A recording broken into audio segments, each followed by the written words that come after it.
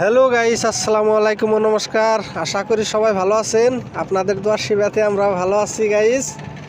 তো আজকে আমরা বিজনি যাওয়ার পথে রওনা দিয়েছি। এখান থেকে আমরা আবার ঘুরে যাব বরপেটা রোডের ভৈরাবাড়িতে। তো আমরা বিজনি থেকে ঘুরে বরপেটা রোডের ওভারফ্লাই পার হইতেছি। তো আমরা পার হয়ে যাইতেছি গাইস। তো আমরা আস্তে আস্তে ফাইনালি বরপেটা রোডের খৈরাবাড়ি পেয়ে গেছি। তো এখানে দৃশ্যটা অনেকটাই ভালো লেগেছে। তো আপনাদেরকে দৃশ্যটা দেখাইতেছি, ভালো লাগলে আপনারা জানাবেন। তো এখানে থেকে দৃশ্যটা দেখার পর আমরা একটা নদীর ঘাটে আসছি। এখানে দেখছি একটা ভাই অটো রিক্সা ভ্যানে উঠে সুন্দরভাবে ঘুমাচ্ছে।